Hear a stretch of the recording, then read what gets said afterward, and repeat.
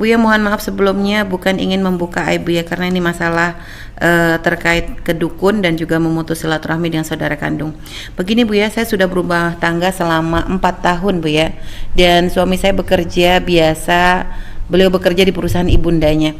Singkat cerita, perusahaan ibundanya itu mengalami kebangkrutan dan banyak hutang. Kemudian suami saya dan adik-adiknya melanjutkan perusahaan tersebut. Karena takut seperti ibunya, saat memulai usahanya lagi mereka pergi ke dukun. Saya tidak mendukung itu dari awal pun, saya berusaha untuk mencegah, tapi mereka tetap tidak mendengarkan saya.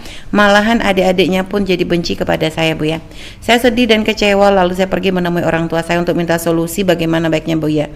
Orang tua saya lalu mendatangi ahli hikmah untuk meminta bagaimana solusi untuk saya, tapi kata ahli hikmah tersebut, suami saya mengorbankan orang tua dan adik-adik saya dengan dukun tersebut.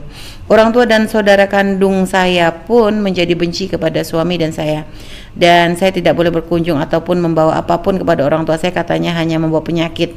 Hati saya sakit Buya, saya bingung harus bagaimana sekarang.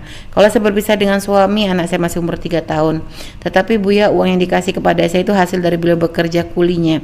Hasil lebih dari perusahaannya itu adik-adiknya yang simpan. Begini Buya, apakah uang yang saya terima itu haram? Dan mohon solusi terbaik Buya terkait orang tua dan saudara-saudara kandung saya yang sudah memutus silaturahminya kepada saya dan tidak mau bertemu dengan saya lagi Buya. Yang pertama, Anda harus pandai membangun komunikasi dengan suami, karena kuncinya di suami. Dalam bahasa Anda, suami Anda melanjutkan usaha orang tuanya. Untuk memulainya datang ke dukun, Anda datang kepada suami. Anda ada diskusi yang baik. Kalau ternyata Anda nggak mampu, Anda bawa ke tempatnya ustadz yang bisa memahamkan. Jangan bahasa ahli hikmah. Ahli hikmah ada ahli hikmah yang sesungguhnya loh ya. Jadi orangnya itu hanya karena kekhusyuannya. Tapi ada ahli hikmah adalah juga ada yang ahli hikmah yang palsu, sebenarnya adalah dukun nyamar jadi ustadz. Hati-hati. Omongannya ngelantur, ngomongnya nggak bohong dan sebagainya ada. Tapi ada ahli hikmah yang masya Allah dia tidak banyak ngomong dan sebagainya, memang karena orang tulus, orang ikhlas. Tapi ada yang berbohong hubungannya dengan masalah.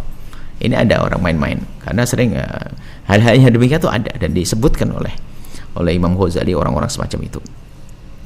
Jadi kalau memang orang soleh betul akan membimbing yang benar. Nah, Anda bawa suami Anda ke tempat tersebut. Kemudian kalau ternyata Anda belum bisa membawa, Anda jangan berprasangka buruk kepada keluarga Anda, orang tua Anda. Beliau itu sepertinya bukan memutus tali persaudaraan. Dalam bahasa fikih kita itu ada namanya menghajar. Menghajar itu mendiami orang karena melakukan kesalahan yang fatal, dengan harapan dia akan sadar dan kembali. Sekarang tanyakan kepada orang tua, kalau seandainya abang suami Anda kembali ke jalan yang benar, misalnya menghindar daripada dunia perdukunan dan menyesali itu semuanya, kira-kira terima atau tidak? Jawabannya pasti diterima. Berarti bukan karena memutus tali persaudaraan. Maka Anda tinggal berdamai saja, dekat suami dan seterusnya. Dan katakan urusan dengan dukun adalah dosa besar. Dosa besar kalau percaya keluar dari iman. Dukun yang sesungguhnya ya, masya Allah, dukun. Na'udzubillah.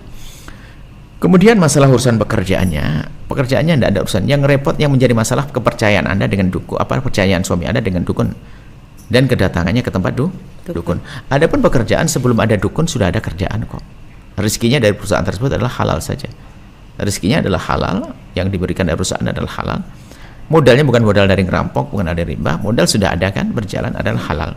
Apalagi itu adalah Anda sebutkan hasil dari kulinya, dia bekerjanya, maka halal itu semuanya. Hanya itu saja yang harus bertobat adalah kedatangannya ke tempat dukun tidak akan membuat perubahan. Baik. Dan tadi ahli hikmah yang didatangi oleh orang tua si penanya tadi Bu ya, itu malah mengatakan bahwasanya suaminya yang pergi ke dukun itu mengorbankan orang tua dan adik-adik si wanita Bu ya, sehingga makanya menjadi benci itu karena itu Bu ya? Makanya kalau ahli hikmah yang sesungguhnya dia tidak akan menyampaikan yang demikian itu. Iya Bu ya. Karena ahli hikmah itu ngerti, dia adalah kenal Allah, tidak akan punya kalimat yang bakal mengadu domba. Iya Bu ya. Bahkan mungkin itu tanda kalau dia bukan ahli hikmah. Salah alamat juga. Suami datang pergi dukun, yang satu lagi pergi pada dukun nyamar jadi ustadz. Nggak akan mengajarkan prasangka buruk semacam itu, nggak boleh. Mana diajarkan prasangka buruk, nggak boleh. Baik Bu ya. Jadi solusinya gimana Bu ya kalau misalnya solusinya datang pada orang soleh mengerti dan Anda dengan suami datang dulu, selesaikan dulu, jangan libatkan orang lain dulu. Bilang pada suami, abang aku sayang abang, cinta abang, dan sebenarnya kita harus hidup semati dan sebagainya. Yuk kita minta petunjuk apa yang kita lakukan, gitu. Dan orang benar, dia ngerti syariat, dia ngerti ini, ngerti itu. Bukannya masyhur dengan dengan hikmahnya saja tanpa ada syariat. Karena bisa saja betul akhirnya dukun nyamar jadi ustadz. Itu bahaya banget itu.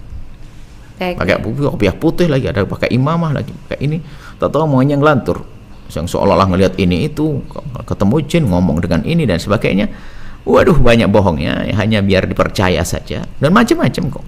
Sebab kalau atas nama agama itu kan laku semuanya. Agama kan mahal. Berbohong atas nama agama ya banyak, naudzubillah. Anda perlu datang pada orang soleh di kiri kanan Anda yang benar-benar dia tidak ada hubbud dunya, tidak ada hubbul jah, tidak ada cinta pangkat, cinta dunia, tulus hatinya, dan dia punya ilmu yang pemahaman yang benar, wawasan. Anda datang akan diselesaikan nanti. Allah alam bisawab. Baik ya, Masya Allah, terima kasih Bu atas jawabannya.